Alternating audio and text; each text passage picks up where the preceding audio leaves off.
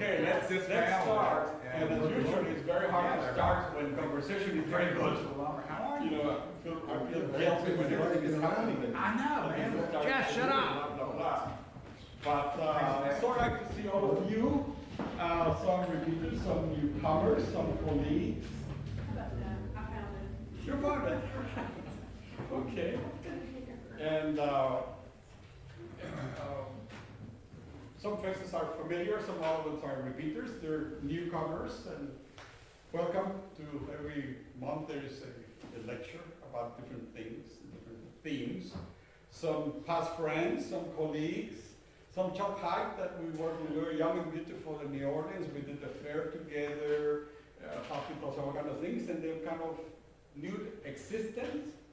But then in the last year, we really got more beautiful every day, and we see each other today like, hi, here. So that was a tremendous surprise to see you, Chuck, in here. And there's some other colleagues in town. You remember Chuck from Perez? Chuck? He was a young lad, and he lived in time when we were doing the third stage of the convention center. He was just a little kid. But architecture is exciting as the oldest of the whole gang. No, we worked together in the convention center. You were a young guy, newly grad. And David Houston is an architect. He's with the Art Museum, the director in there. Rebecca is another architect from New York, residing in here as well. Boy. I'm a zoning guy from Harrison County, Pat Palmer. Okay. And Adam? Maria Martinez, I'm an attorney in town. Okay. Wow. That's welcome, Captain Nick. He used to drive a boat. He calls it frigate. Frigate. And a cruiser. I said still a boat. That's right. Okay. And I have a pilot that just finished passing his examinations for a more sophisticated airplane. So he has been flying, not drinking, no eating, no swearing, different kind of person. Now he's a bomb, he tells lies, passed examinations, it's kind of very, very nice. 50 feet of the aircraft. Then Scott, another architect in town that we worked together many times years ago. Gerald is an artist here in town. He puts journeys in the summer to Italy. So some of us are going with him. The wife is a arranger, is a manager for weddings and does flower arrangements. They're very accomplished, all of them. Mon ami is an oceanographer. He lives here on the ocean, of course. Bruno came with you, Bruno? Bruno didn't. No. Oh, there he is. Yeah. Bruno Schrader, I have no identity in Ocean Springs except I am the spouse of Linda Schrader, retired decorator. Okay. And that's not true. Yeah. Nancy is also very active in town. She has her hands and paws in everything, and is always dressed beautifully. So it's really, really well work. A friend from the Long Beach Club. So in Morgan, he happens to be here, but he has privileges. He's married to the director of the city. So thank you and welcome to the all of here. Well, this is different. Some of you were here last month, and like my maternal grandfather used to say, truth doesn't kill, but it sure hurts. And the lecture last month was about the climate change, what had happened in the last year and a half. So it's not very good perspective. But it's happening, and we're gonna have to endure it. So this decided to do something festive, illustrated, conversation, interact at any time. It's softy but interesting and traveling different point of view, the same world that we all see every day in here. So that's why I decided to do something like this. For the newcomers, I used to be an architect. Now I'm back to be a normal person because I divorced from the architectural thing, but I'm now a water architect, dealing with climate change and sea level rise and things like those. So That's what is in here. And I love and really like this planet, so I make an effort to see it. Half of my life was spent in the tropics in Guatemala, and then the other half was to see the world. You know, as much as possible. I never had the money in my pocket to do it, but I had slides. And some of us remember Paladin. He was a gun man on television in black and white days. Boom. And he had a card with a gun. He said, have gun, will travel. So when I was doing lecturing in the Caribbean and Europe, other places, I made a collection of cards. And he said, have slides, we'll travel. And that allowed me to open many doors.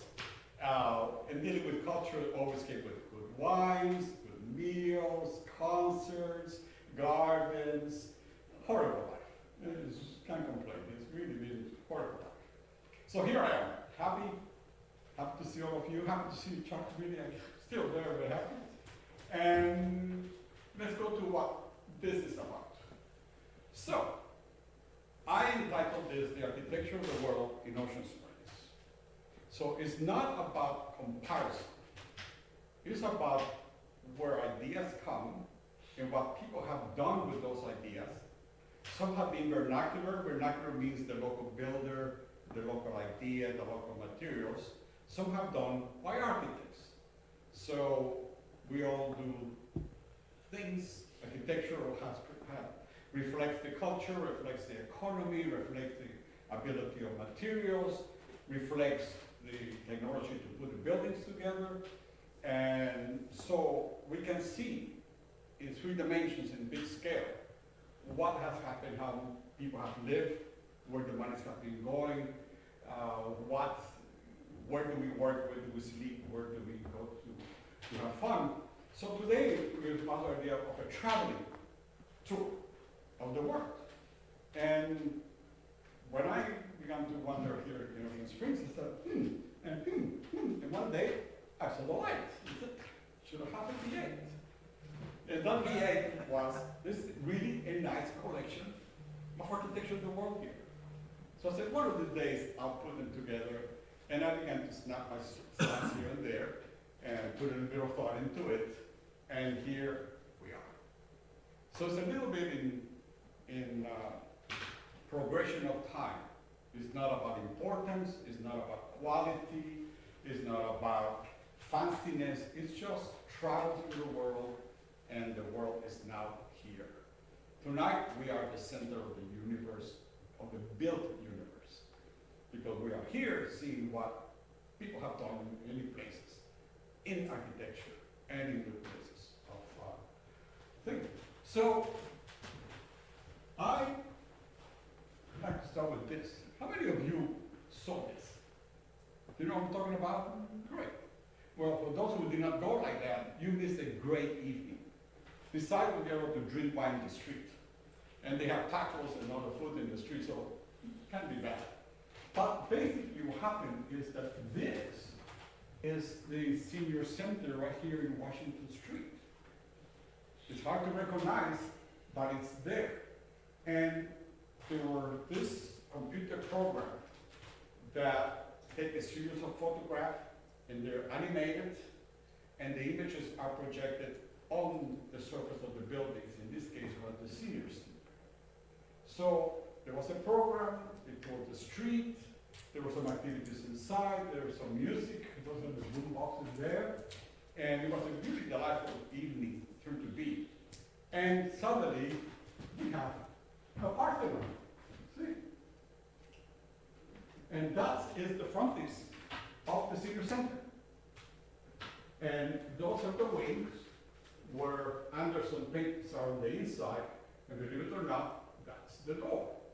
But the slide projector for the computer images, there was across the street projecting on the building. And there were something like 8,000 images put together in the program to be able to create this. And all this dance, this is just a still image, but all these were dancing. And you were able to see what their Anderson birds flying across the facade, and pelicans flying back, and fish jumping. So the murals on the inside, suddenly they were brought to the outside, and they moved. It was really, really delightful evening. So, so when I was there and saw the different images, because it changed all the time, I said, now I have the first slide for this idea of the architecture of the world in Ocean Springs. So basically, if this is taken out, then you have the Parthenon. So without the images, here's our Parthenon. You know, it's not that because we're not in Greece, we're in Ocean Springs. But you can see ideas that were created 3,500 years ago. They're still active today. And the Cedar Center has a really nice, simple vernacular Parthenon in here. But if you look around town, there's a lot of mini Parthenons. They were tropical art Parthenons all throughout Ocean Springs. They have German gingerbread, they have naive trim work, they changed the sizes of the columns in the verandas.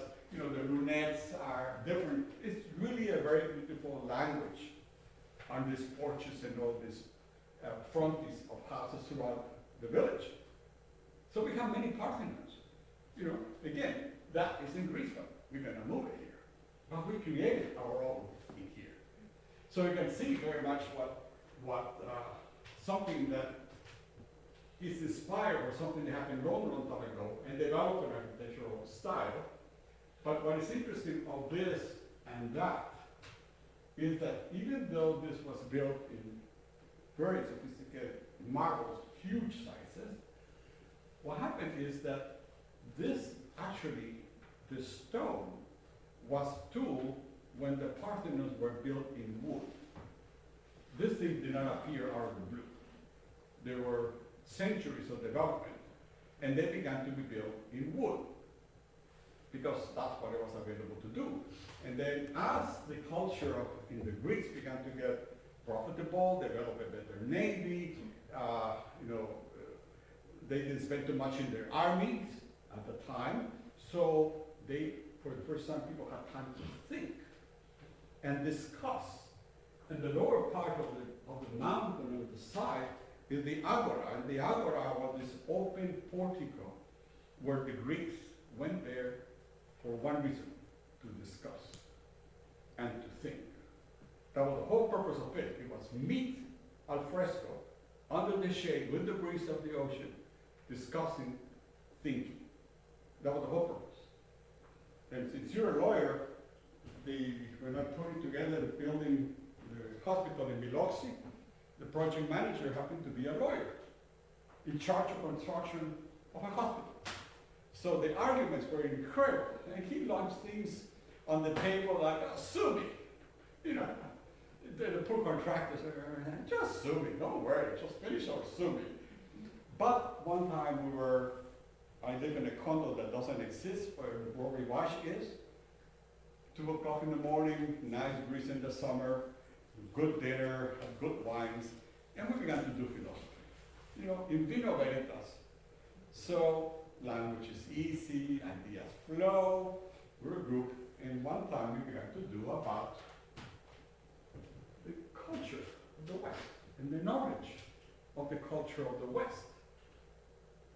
And among the conversation I said, I don't think that Plato or Aristotle actually were the philosophers.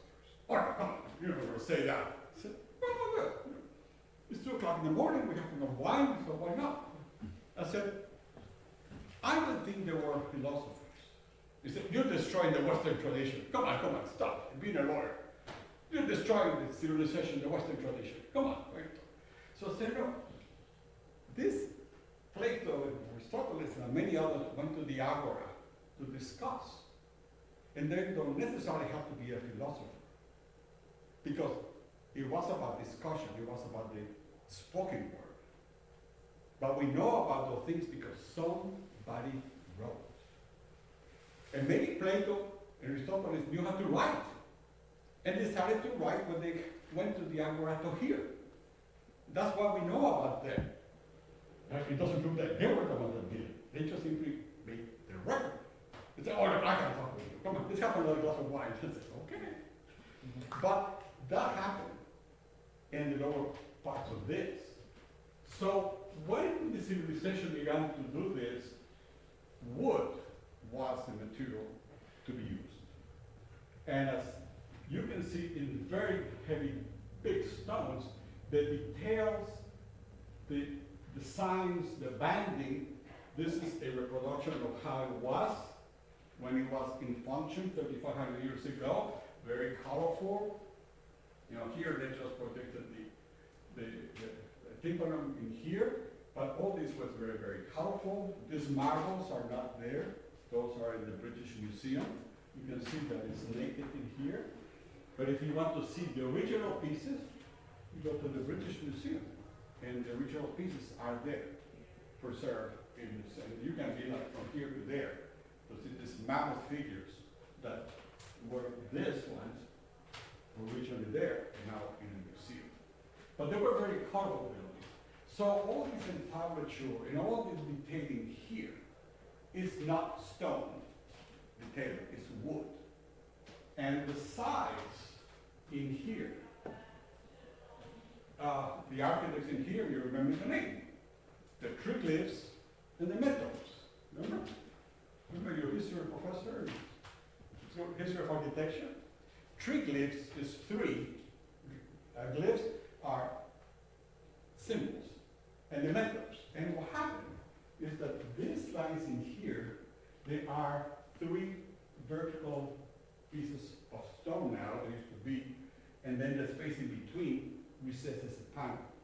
So what happened, they call three glyphs because when this were done in wood, the beams, there were three pieces of wood that traversed the building and it rested on the upper portion of the column. So as architects and economy and politics and power, they began to reproduce what was in wood, carved in stone. Because now I can afford it. Before they had the triglyphs. So these are architectural details that came from wood. The way to carve the stone is not natural to carve the stone that way, but it's very easy to do it. And you know that as a carver in wood, there's the chiseling, and the wood has certain rhythms. And many times in stone it's very difficult because it doesn't have the easiness of the wood to do. But basically it became a translation of wood details into architecture and stone. When I came to Ocean Springs, the theater down below looked like this. Everything was painted a bad green. Everything. Doors, columns, floors, ceiling, everything was a bad green. And then with Madame here, she was the director, interim director for a center, but was here as well, had this idea that all this architectural detail in the theater is lost. Because everything was covered with one color, everything was green. So we met, we began to converse, and said it was never that way. It was never intended to be one color. And they were brave and valiant again and said, can we paint it? I said, of course we'll paint it. And I'll put a lecture together for the grand opening and presented the collection of places where color of these architectural pieces in wood or stone is celebrated with colors. So now you enter the theater and you can read the metal, the tree leaves, the eggs, the trim work, the cornices, the bases, the plinth, because they have color. And when the lecture was done, it was very nice because the guy who painted the whole thing didn't want to be with me on the stage. The stage was still full of cans of paint and dust and tables. Don't move anything.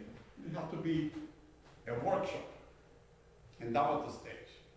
So I put my gown as a professor, and my friend Marcel said, I like to go to that lecture because I not only get knowledge, but he dresses to the occasion. So I put my gown as the professor, and I told the cameraman, just put light on me, nothing else. And said, no lights in the theater. So people have to go careful, but no lights. So people came to the grand opening, pitch black, Suddenly I appear, do my blah, blah, blah, the light follows me. I put slides showing, how these things actually originally were. This is just that one, but everything here had color, not only that. And then after someone in the lecture said, hey, when are you gonna finish painting? And then my colleague, the one who painted, said, I'll be done when I'm done. I said, well, that's Michelangelo and the Pope. And then continued blah, blah, blah. I said, hey, girl, when are you gonna finish? He said, well, I will finish when I am finished. So another little bit of blah, blah, blah. We planned this. He said, Daryl, when are you really gonna finish? I said, well, heaven's sake, what about now? And that was the clue word. The switches went on, the light filled the whole thing, and people were like, all this color that was for the first time seen out of the pitch black to full color. So we lost that ability. And the beginning of the 20th century was this Puritan attitude in the United States.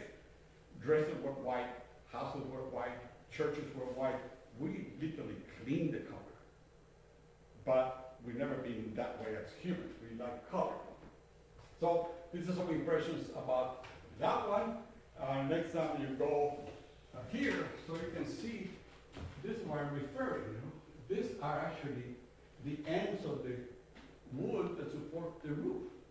Now, of course, they're carved in there in stone, and here are architectural features, but they actually were determinations of the regional pieces of wood when this was done in that particular style. So, our Parthenon, our colorful Parthenon, the life of evening, I don't know if you're gonna come back, Pat or Nancy. It was really delightful to see that. And then walk around. If you drive too fast, you will not see it. But you have to walk Ocean Springs and discover all these little Parthenon that we have. No, I was going to say the Parthenon, the replica of the Parthenon in Nashville is painted just like that. Yeah. So you And can see it. there's another one at the Museum of Art in Philadelphia. Full size, full color, but little bit of paint, not as much as the one in Nashville. Yeah. So, but again, so the lawyer, the friend said, oh, you're destroying the Western tradition. And I said, Plato probably didn't. He went to listen, but he wrote. So who knows what really was discussed and not written. They probably knew how to go to the moon and, Capitan. Go back a little bit in time, and we have our Colosseum. Okay? So we have our Colosseum, built for the masses, built for entertainment, big container, you move the people, and there are many Colosseum. The Romans built many of them, and today this is the Colosseum that we can recognize, 2,000 years afterwards. But what not many people know, that it's called the Colosseum because Nero had made a sculpture on him, and he wanted to be visible. Politicians want to be visible, So this is Nero in front of the Colosseum. And this used to be a lagoon in Nero's villa. It was filled up to create the entertainment facility here. But was he missed the opportunity to be popular with all of Rome? No. So he built this, and that big sculpture in Latin is Colossus. Colossus means something very big. In proportion, this is about the size of the Lady Liberty in New York. If you put them side by side, they're going to be very much like the same size. So this is big for 2,000 years ago. So because the Colossus was there, then this had the Amphitheater Flavio. But the masses, the entertainment, then suddenly Nero had more importance because we go to the Colossus. Instead of going to the Flavian Amphitheater, we go to the Colossus, we go to the Colosseum. And that's what this building came, because this guy. Of course, Nero changed his lifestyle, decided to rest differently. Come on. You got food for everybody? Oh, yes. Please, come in. So, then he fell, and then of course when Nero fell out of grace, then the sculpture. So removing statues is not new. We just went through that a couple of years ago. Same thing. But indeed, that's the name of this, the Colosseum, is because the Colossus of Nero. But these guys were so clever because they gave chance to architects to think. Today, we don't have the pleasure of thinking when we design, or discussions, or go to the agora to discuss. They gave us 2.5 weeks. The first week we do nothing in the project. The second week we think about doing something. The last 3 days, that's when we do everything. And I never knew if we as humans like that and go to school of architecture to work under pressure, or we are so foolish that they train us to be that way. But this Colosseum, which is that one there, you can see that in each one of those arches, there was a sculpture embedded in each one of those. It's very dramatic, very theatrical. And there are a collection of stones sticking out of the wall up there on top of the Colosseum, and where the wall is coincides with this other wall with stones that jetty out. So you can see it here, the one, the stones are out. So for each one of those, there's one above that has a hole about that size. So what happened is that when it's time to perform, they put these trees, like pine trees that we have in here, inside the hole, supported by that, go in there, and depending where the sun was, it actually stretched a canvas. And this canvas was able to be moved by changing the post depending on the time of the year, depending on the sun or the time of the event. So this is really very nicely sophisticated, only 2,000 years ago. And this is, easy to reconstruct once you learn to read the bare stones and see details like those that indeed support that. But this is the Flavian amphitheater. But Nero, indeed, is responsible, his vanity is responsible for having a Colosseum, and we cannot be hungry. We have our own Colosseum in here. And Nero, this is Chantico painting the ocean across the streets. Let's keep going in time. Gough, Sebastian de Gough, it was a French engineer, architect, military architect, and he loved fortifications. So began to do research and began to design fortifications. So it's late 1600. So this kind of fortifications, at that time, the land had about 300 years of experience, because the forts before Marco Polo were completely different, because there was not gunpowder. So fortifications were about stones and arrows, and you put the walls and the windows up on the wall, and you're okay. But when Marco Polo came back from China, suddenly these were useless. And the enemy began to shoot the upper portions of the wall of the forts. The stone got loose, fell down, and killed the people inside. So many, many cities immediately lost all those fortifications. San Gimignano used to have 72 towers. But when gunpowder came and began to shoot the towers, which was vanity for the world to do, they immediately began to demolish them because they were killing the people inside. So now there's 13. And none of them are full height. It is in the outskirts of Florida and Siena, called San Gimignano. So Gough had 300 years of improving the design of the forts. So what happened is that once the gunpowder began to appear in the fortifications, the walls before, they were all bows and arrow and spear gun,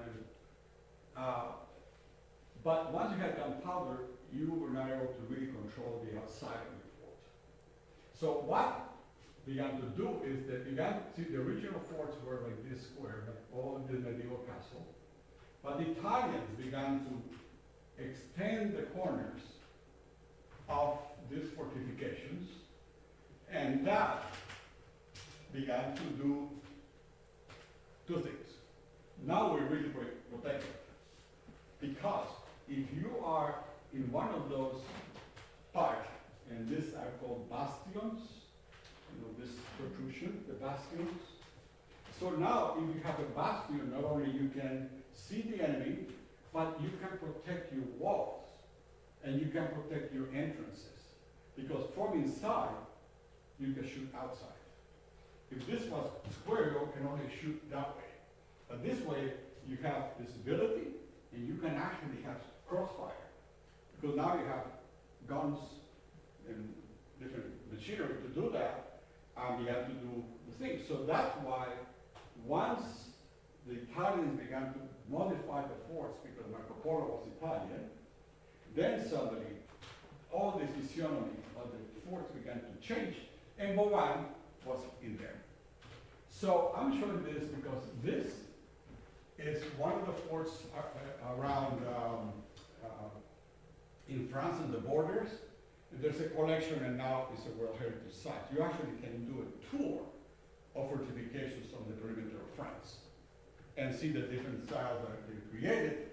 And you go into this, you know, bastions in here. You can see very easily controlling all surface of here. And this is an early graph of one of those forts in the outskirts of Paris, where you can see the city, not only a courtyard, but a city, fits inside the courtyard of the fortifications, and here are the bastions protecting the flanks of the building. So that's the brief plan, is what these fortifications look like. Of course, homes have dry modes, some have wet modes, they have all kinds of different things, but we are not behind that. Capitan, we have our own bastions. We have our own French fort, probably inspired by Bovan. It's a little bit 100 years later, but this is the original plan of Fort Maurepas that came in the late 1600s. It was produced far away in France. They followed the canons of Europe, and of course, never realized so big, but they have very flourish outside, and Michelangelo was wonderful to do this. It's almost like a Baroque fort, and the Dutch built these enormous fortifications, are beautiful. It's almost like snow clusters of all these fortifications and layers and curtains. But in here for Maurepas, you can see the idea of the plaza of the fort, and of course the bastions. And here you see, you have a model of the fort. And you can see the bastions in here were this, and then you have this extra protection line because there was not a wet moat built with stockade. And you have the dwellings inside the fort. And this is the plan of that, and here are the bastions. So we don't have to go to France, we just go to the beach and travel and shake hands with Bovan, because that was what he was doing. And when the French came, they brought this knowledge of fortification, and you can see that it was really very nicely done. Of course, reality was very different, and it changed very fast. But we can go looking forward.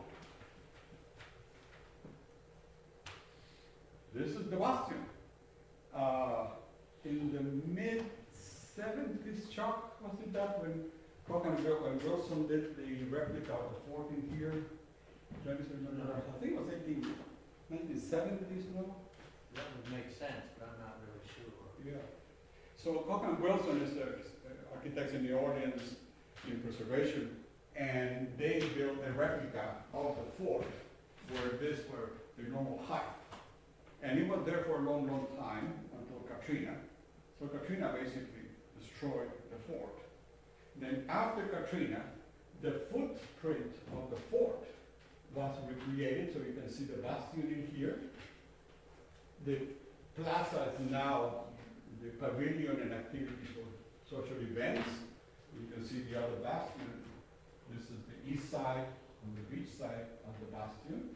And you have now a civic building here with toilets and amenities for things, and we have the architect with this one. And we're lucky. So, again, architecture of the world in Ocean Springs. We just have to learn to see. Before Europeans got to here, they came via the Caribbean. So they have about 200 years of experience already before getting here. And the French developed a particular tropical style for the dwellings in the Caribbean. So when you go to the Eastern Caribbean, especially Guadeloupe, Martinique, Dominica, you're going to see, the concept of the French tropical houses that occur here in the island. And these are two examples in Martinique about that.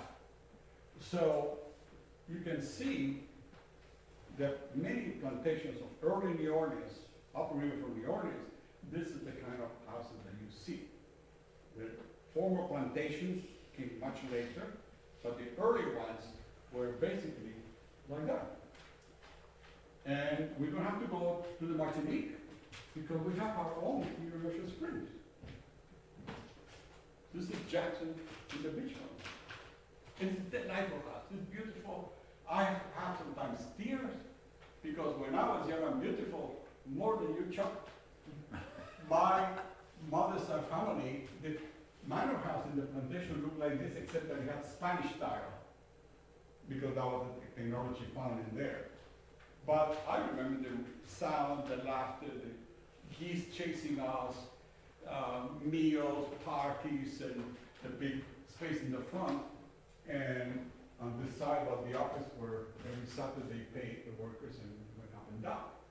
But you can see here, this, again, the French tropical plantation home that had 200 years of process in the Caribbean before getting here. And somehow the Germans got here and put a little bit of gingerbread into it.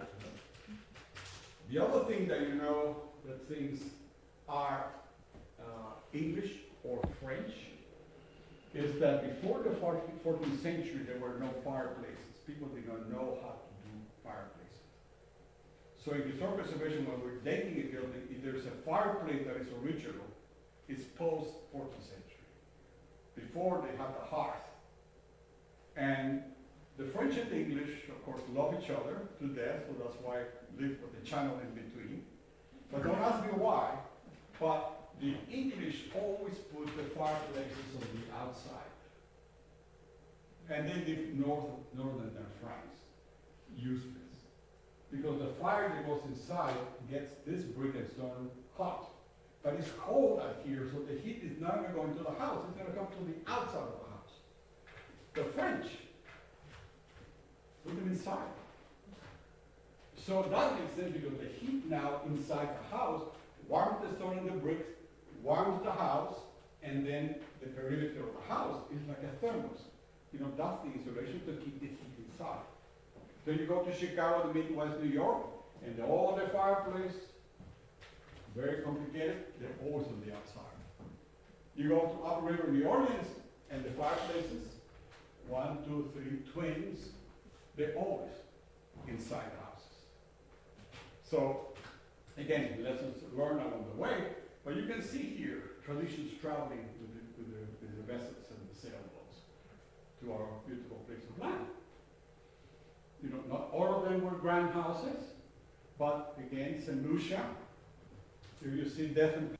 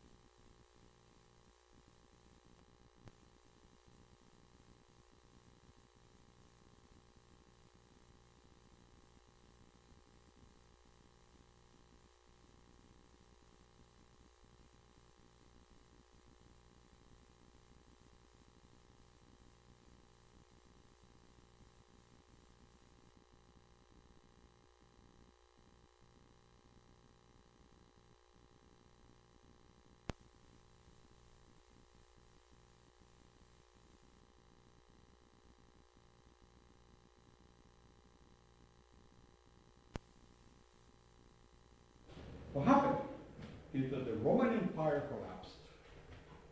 And when the empire collapsed, the church rose.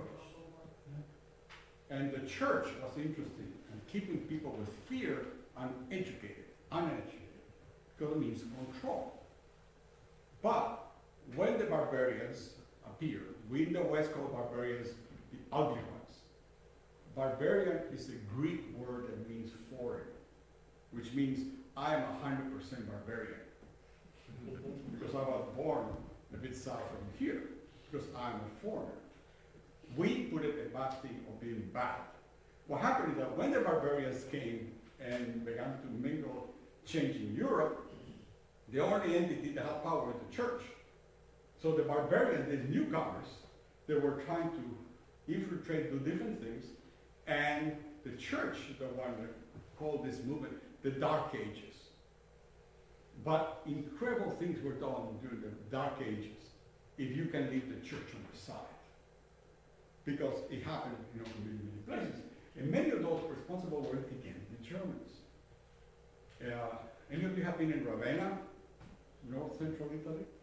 That was the capital city of the Gough and the Lombards, which are Germans, which is completely different of all these Christian churches, even though they were Christian. Really, really, really, really nice. But the Goths were the Germans. And when they began to move into Central Europe and around, then we developed the Gothic architecture, which is the architecture of the Gough, which means the Germans in the north. Well, they had to have this very complicated systems because it's cold and it snows. That's why those things are like that. So this is a German house, someplace Frankfurt, more ornated Gothic houses in Germany, and we've got some of those central Mississippi where the French brought their Gothic because the Germans were in France and they left the Gothic when they were Goth. And of course we have our own tropical Gothic because these are houses that we have here in town. The pitch on the roof is there. We don't need it because it rains, and when it rains, it sheds very fast. But nevertheless, it's about taste, it's about proportion, it's about what the architect is thinking, and we have it. These are not the only examples, there are several others in Ocean Springs, where you can see Gothic architecture in Ocean Springs, but it's actually tropical Gothic instead of. Are we going to sink, come down? We got a connection issue here. Okay. I've got a hammer out in the car, so I'm gonna get it. So as you can see, things happen when we walk. And the new generations, the new modern world has taught us not to see. We simply forgot to observe. We have even MTV that everything onward from that is fast and easy. We don't have time to see anymore. This is the Saint-Chapelle in Paris. It's classic 13th century Gothic. Again, the Germans in France. And if some of you have been there, it's breathtaking. And if you plan to go, do not miss it. It's absolutely splendid. It's enormous. And it's just glass everywhere in here. And they have the very high Gothic, as you can see in here, with all the vaulting. This is actually the apse behind the altar. It's just majestic when you're there in a bright day and there's no electricity inside. Just breathtaking.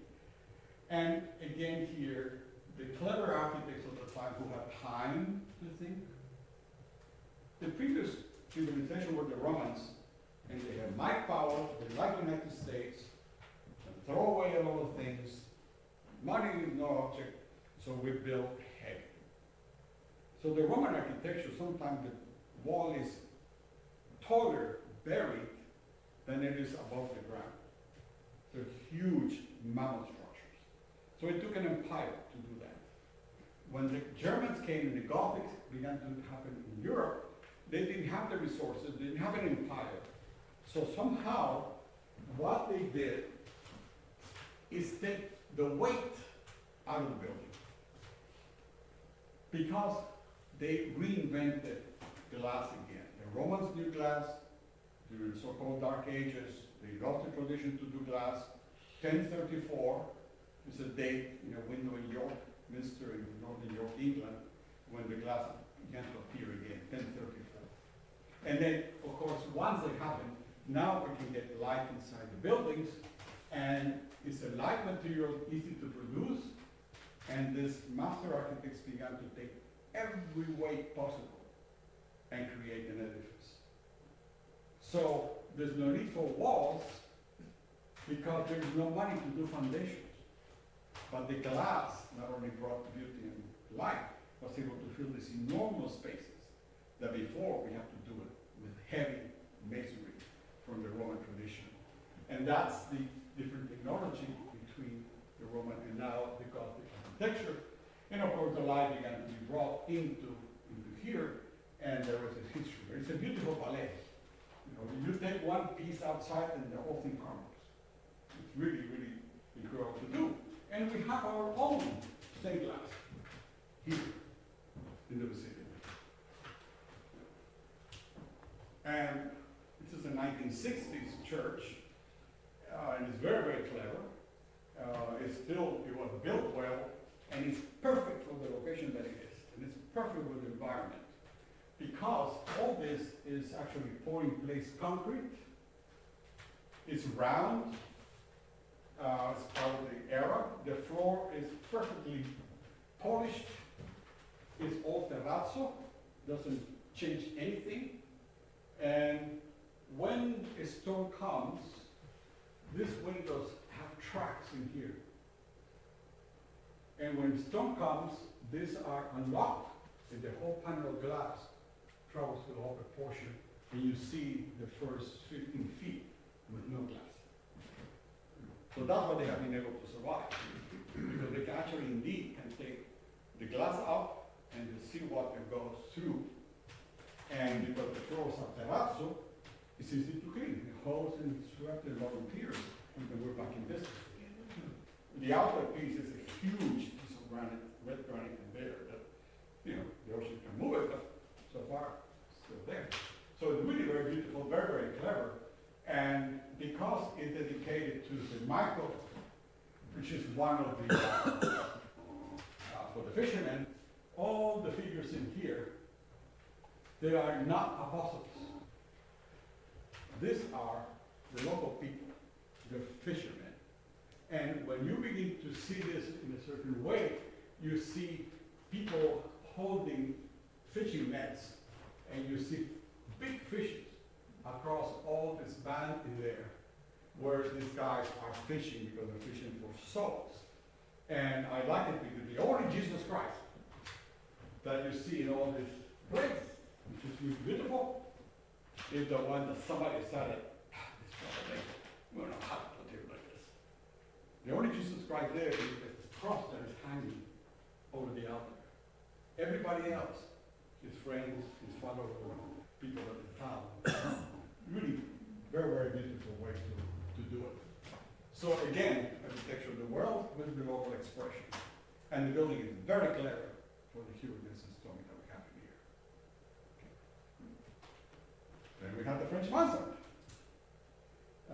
It came out of these noble mansions in the French countryside, where they have, again, the Italian pattern of doing it. And of course, we have the Parthenon. And there was a different way of reaching the roofs. So this is very, very much French, but they began to use the roof like an extra level with having to spend a lot of money into stones and change proportions in the building. So they did a roof with the habitations inside and the windows.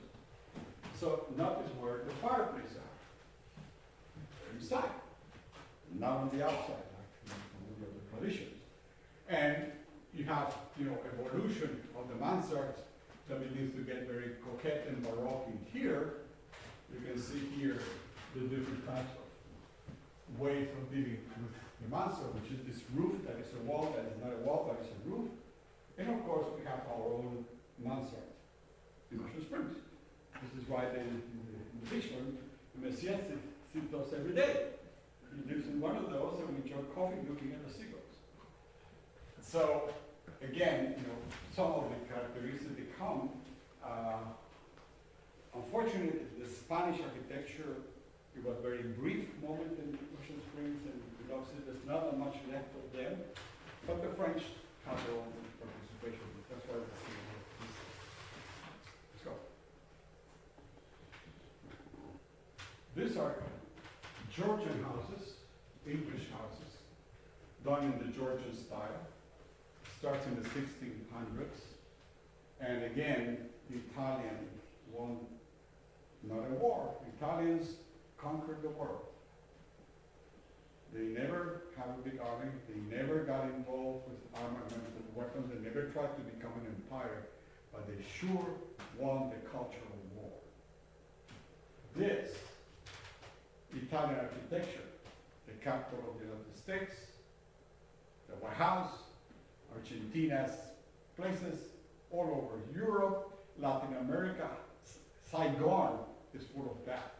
And it's nothing more than the original Italian pattern that somehow were put it without making wars and won the cultural war by having the Italian everything. So this is, again, very English with a little bit of the Parthenon, but with the Italian basically design creating now what is called the Georgian, and United States mix it a bit with the federal. In here, you have repetition of the orders, a little bit of temple and the dormers, and of course we go around Ocean Springs and we have our own. This is not too far away from your house. It's in some streets in Vermont, where we have these examples. So here you can see, how these architectural traditions travel and move along the way.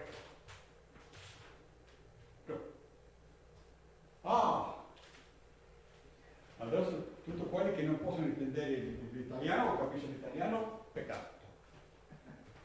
I said, any of you who doesn't understand Italian, that's a sin. But that's an Italian word, peccato, when they say that. So,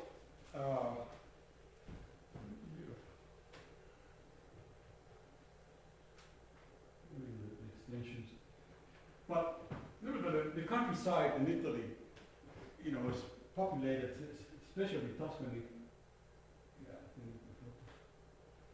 with all these traditions from the Etruscans, turning Roman, turning medieval, mixing all this space in Tuscany. It has the color of the earth. Siena is nearby. In Siena, those architects, Siena is that reddish color because it comes from the earth of Siena. That's why it's called Siena. It's that the soil of it. So of course anything around the Siena area is going to have this pinkish reddish color because that's what the soil is made, and the bricks are made out of that one, and developed into the countryside with the Italian central Tuscan language. But we are not behind. We have our own collection of Italian villas in different parts of Ocean Springs. We just have to stop and walk and see. So, this is around the corner from the next one. Sorry. You know where this one is, right? The corner of La Fontaine and Dour, which it sits there, humbled in the street in the corner, but you can see where it came from. This is 1939-ish.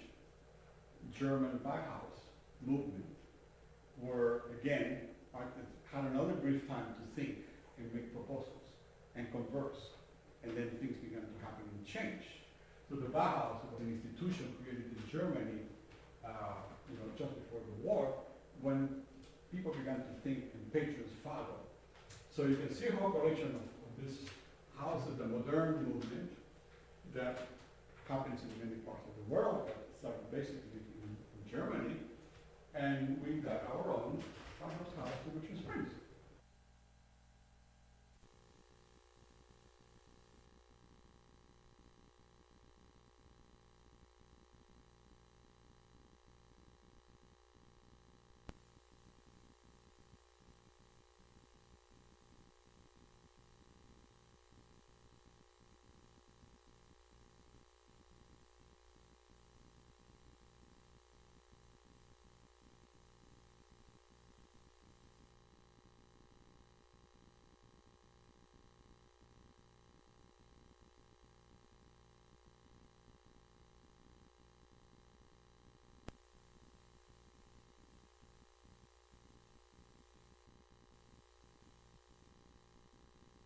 the deco, and we have our own in here. They're not made it to tropical deco. You go to Miami Beach and other places, you have the tropical deco, where this was really taken big and put it with the climate. But here, we still have this nice deco.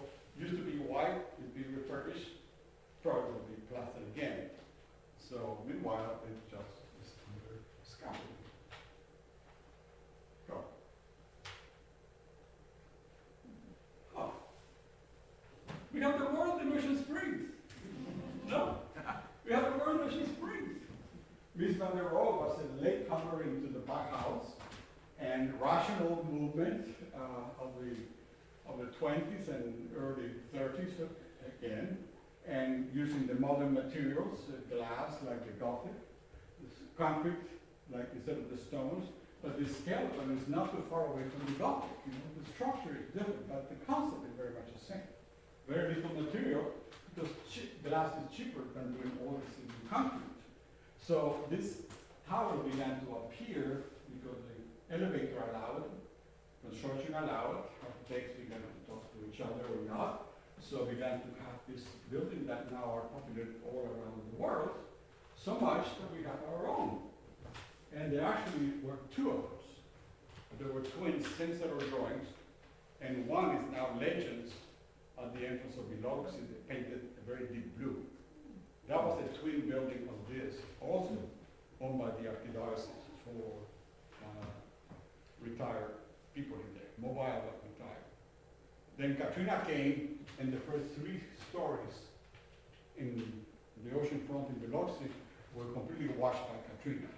So that building sat there for 10 years empty with nothing here, until they just came, spent the money, painted blue, so we have our own national skyscraper.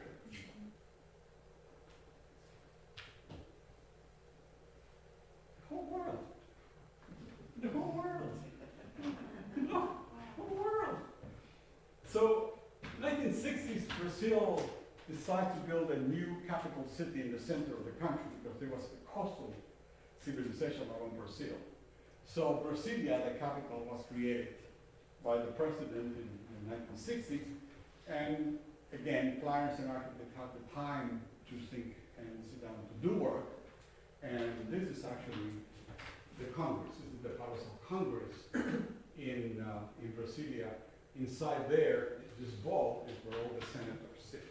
And then look to the center of it, in that one there. And then the offices of all the people, the politicians are part of those towers. But it was created in a rainforest. They dammed a river, created a deposit of water for consumption, and they use it as part of the architecture. So with this new style of architecture, you know, very clean concrete, exposed materials. There's a lot of influence from Le Corbusier, which was a French architect that put a lot of thought into it. And these were young architects in Le Corbusier, so they began to do this. And we got our own Brasilia. We have about 3 of them in town. In here. It's not partisan, it's ours. And we have portions of Brasilia. Let's go. Ha! Ha! Ha! This is Bruce Gough. He was an architect from Oklahoma City, and actually was a very close friend of Diane's father.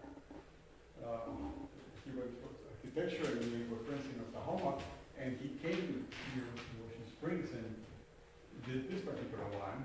It's about the 60s now, the locals. I think it's when it was done, early 60s. It's sitting on the back bay of Ocean Springs, and it's wonderful because not only has all this form, but once you enter inside, it's a huge space. And levels determine where the living, dining, bedrooms are, but you actually live in this big open space with the views of the back bay and the birds and the eagles.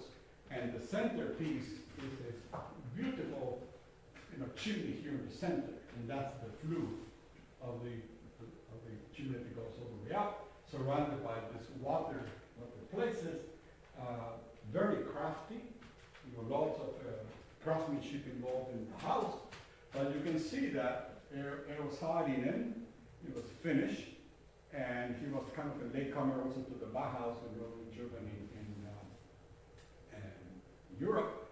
And then more because the immigration for the war, then there was a collection of those finished that came to the United States. So Dulles Airport is one of them. The TWA airport with the big wings is part of that one. And we used to have one of those in New Orleans, the river. What's the name, John? The river gate. The river gate. That was the managed to build another Italian building there, which is now the casino. But you can see, again, the use of other materials with concrete, put it to work, and the ability to not build walls, because we have this beautiful thing which is called glass. We can cover large spans with glass, no weight, not too expensive. We don't need the Roman Empire to do this. But it was another season in the planet that went along, and architects, of course, and we have our own, just sitting there in the houses of Ocean Springs. It's under renovation now. I don't know, we're talking with David. Nobody there, and there's a trash container outside, which is dangerous. Because who knows what they're taking out inside.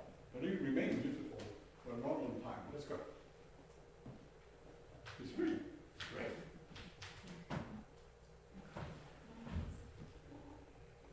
Really, really, really. But he did a collection of those things, this Gough.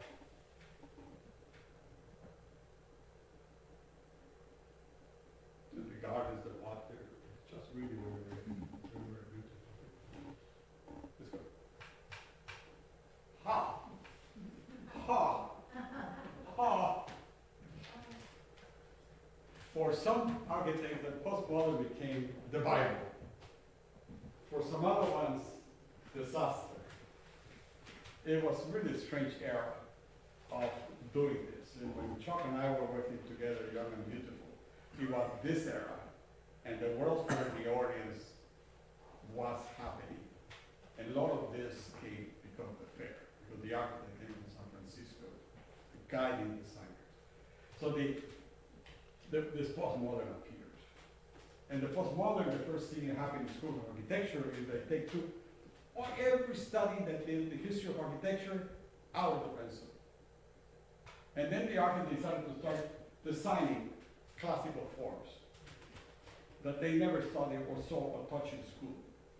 And there are really very strange things when you go and look at the postmodern movement in the world. Very, very strange happening there. You can see how the development went. Here again, the Parthenon, the rational architecture that we saw before, and then the combination of those, where it just becomes one thing on top of the other. Have this combination of things, and we have our own. And this is rather ornate. This is almost half a circle in the Orleans and the Italian quarter, and this is the podium. So if somebody stands up in there, it is the lecture. You can see everybody, and there's stone coming from the back, and there is water that runs all the way down, and it's the map of Italy in stone, and the river, the water travels like that. In the back of this, when they did the Pelican Brief, the movie of Tulane and the lawyer, remember the Pelican Brief? We were working across the street from this. And we got visitors at such a time, open all the windows, get away from the windows, put their glasses away, nobody has to be near the windows. Windows were open, we all rushed in the window, but looking up, and they had put a car around this place, a Mustang, and then camera, action, boom, the Mustang went blown in an explosion. Everybody went like this. Okay, let's go next time. And that's all what happened. They just blew a car on the side of this thing. For that instant, the Pelican Brief moved. And we were there, remember? They went like that. So anyway, so this is worth visiting. It's still there. Was part of the World's Fair.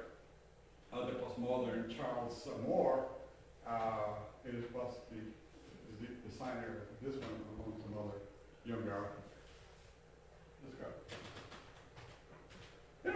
her own. Okay.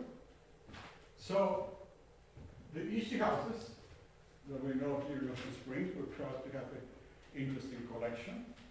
And basically, there's an exhibit upstairs that we invite you to go, please. It's really beautiful there, well done. We all participated in that exhibit. And I began to research the man, and we got a conclusion that in 1963 he had a heart attack, and he did not die. And that was the best thing that could happen to Ocean Springs. Because this man, basically 6 kids, the mother-in-law, the mother, dogs, cats, and the cats got cats. Suddenly he has a heart attack and survives. And cannot do anything for a year and a half, 2 years.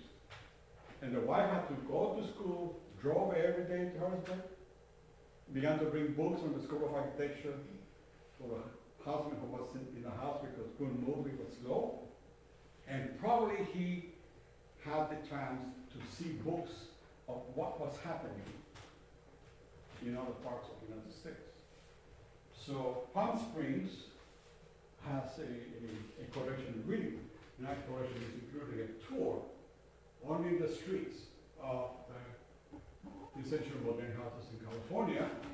Frank Williams and O'Neill Ford in Dallas created a collection of houses like that. And then Paul Rulo was basically the main brain of this, and you see this in Cuba, and Puerto Rico, and Miami. It was very influential in this movement. But we have our own right here. And if you go to the exhibit up above, you actually, the photos are almost full size, that you actually can immerse yourself into the issue houses. People are very jealous, then they don't let people come in with all of them. Have to be friends of someone to enter. But the exhibit is really very, very nice to do it there. Yeah. Ha! Ha! You don't have to go over the word came to us. You have to learn to see it.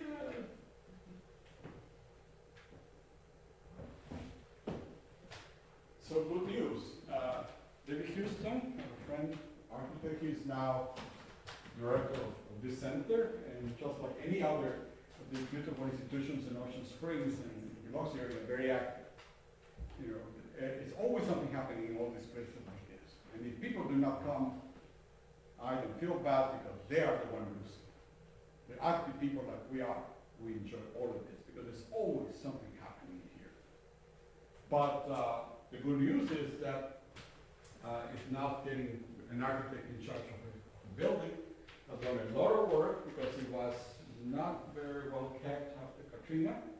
And probably in about 10 months, David, what's going to happen if everything works? Well, we're going to have an exhibition of Frank Gehry's personal work and all of the design models and drawings of the building. We are also starting to host architecture days with tours of some of the monuments you've had in your very creative presentation about the world coming here so that we can move from past Christiane to Ocean Springs to the Gehry Museum and really tie these things together physically in the way that you've done intellectually. And I think you, since you're a friend of Frank, what are you planning to do with him in about 10 months if everything works well? Well, an exhibition with his personal work. But I think he wanted to see you, right? Are you inviting him, provoking him to come? We're hoping. Frank is 92. Yeah. He's had back problems for years, Yeah. and he's found a new way to become mobile. He's bought into a private jet. So he's now thinking about getting out and about again at 92 in a way he hasn't done in the last 8 or 10 years, yeah. So anyway, let us know, please. We are the busy people of Ocean Springs that we go to every event, you know, white or not, we go. Even over the bridge, right? Yeah. But it would be wonderful, though, to have the exhibits and all the work and not, but they have the manning here, you know, that actually went through this kind of work. This is the kind of architecture that without computers will never happen. You know, this is actually product of computer work. We did some crazy things when we were young with chalking, but we didn't have the machinery, the calculations, and the bending of the materials to do it. Now, to be able to create all these shapes, they're actually computers which are programmed to bend the steel. And before it had to be. Aerodynamic. Well, they've got like Technology. the whole other office that's the fabrication shop. Like he's got a whole other business through the studio that is developing the technology to build the designs that they're designing. With the science alone. Yeah, yeah. So they're pushing the construction technology just as much as they're pushing it from the software side. Because you know they bought in to CAD drawing and that 3D modeling software before like anybody was using it. They bought Well, he software was from using aerospace aerodynamics. companies or something like that. He was Yeah. using aerodynamics to begin with, the software that they use for airplanes. Yeah, yeah. Way before anybody else was doing it. And Frank and a software designer invented 3D printing so that they could model his drawings. Now, to be able to do it. The sketches are really beautiful because they don't mean anything, but the soul of the building are there in these sketches because there wasn't any way to really physically represent. And then to be able to produce hard pieces of steel for the framing, the structure, and the individual metal panels, it's just like the skin of an airplane. Almost every panel is different from the other one. It's like going to the Gothic, every stone is carved in a different way. To do that. And after going around, I was interested because I did a bit of research as well. And I found the Disney sunset. And then I did a bit more. And here we are, just brings a sunset. And the colors almost, He the colors still, almost the same. he still uses gestural drawings freehand before he goes into the software. So he's still in touch with the What's gesture. happening. Yeah. Hey, Donald, Yes. how much would that Walt Disney concert hall cost Oof.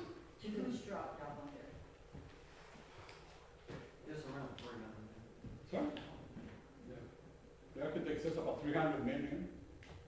Something happened in Los Angeles, very much like when I said architects finally have time to think and to produce and do it. Something happened in Los Angeles in a very relatively short time. Because they engaged Gary to do the Disney hall, which is really beautiful inside. But not too far away from there is Moneo. Moneo is a Spanish architect. And he works completely different from this one. He uses the Spanish tectonic fortifications, Roman, in a really very beautiful, fascinating work. And the Cathedral of Los Angeles is a masterpiece. You enter from the back, literally from the back, and you have no idea what you're going to go into. Because you enter from the back, and as you enter, it's just a corridor, like in a forced perspective, and you're just walking into this thing in majestic spaces, walk along, there's nothing on the walls, and suddenly there's a real Baroque Spanish altarpiece completely covered in gold. It's double the size of this wall, just beautiful, and that's the end of the world. But you enter in a very narrow opening, and when you turn around, you are inside the cathedral. And it just grows, the space, the light, the sculpture, the themes, it's just a delight. And the floor slopes, and the altarpiece, like our St. Michael's in here, is a solid piece of granite with something like 15 tons or something. It's just something about one piece of stone about the size of this table, and that's the altar. And we have one of those in St. Michael's. When he did the Guggenheim in Spain, I mean, In he, Bilbao, pardon? in Bilbao, right? Yeah, Mhm. he, they almost couldn't use the titanium because it was so expensive, and they were placing the order for the other materials, and the price dropped rapidly, and they were able to get it, because they were giving up on using that material. The because of the titanium, cost. yeah. Yeah, Well, it was pretty. What is the sink, David? Titanium? The sink, This is, the cladding in that sink, Oh, it's stainless steel. the stainless steel. Yeah, when David came, two of those were unfinished, and we went inside, and we were both, it's a shame that we're gonna have to cover all this, because they needed insulation, they needed space, they needed thermal control, but all to create these shapes, all the stars were doing all kind of beautiful dances, and it was a shame they had to be covered with that, otherwise the building would be useless, because the noise, the heat, or the cold, it was nothing, just, you know, piece of metal like this, but the structure was really, really beautiful, and inside of those now, the architect has finished some of those as well. Anyway, so in Los Angeles, there's a collection, there are probably about 8, 9 buildings done in a relatively short span of time. But somehow they decided to do something of merit, and they're in this scale, worth visiting. Capitan? Ah. Ah. Oh, we just need to have fun. Well, as you can see, we're a mighty little village. The world is at our disposal. Walk, stop, see. You do a great job. Charlie, as an artist, a graphic artist, and the trained eye that he has. He has watercolors, painting, etchings, ink, sepias, of the roots of our oaks. You know, this gets into architecture seasons. You know, we were doing oaks for quite some time, right? Yeah. And there's an exhibit at the end of the corridor of Charles and his wife work. Please come to visit. It's really, really work. And many of those are done in large format paper. I don't have to tell you who makes the paper? Himself. Yeah. And he has a video there showing how he's making the paper in his house, and then eventually turns into these beautiful renditions of work. Portraits, landscapes, flowers, houses. That's it. We don't have to go to Vinci, we have our own Michelangelo.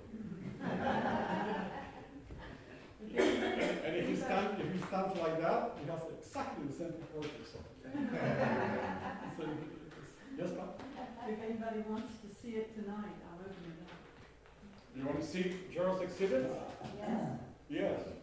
And the issue, It's worth visiting. issue, Yeah, and the issue is also up above in there to see it.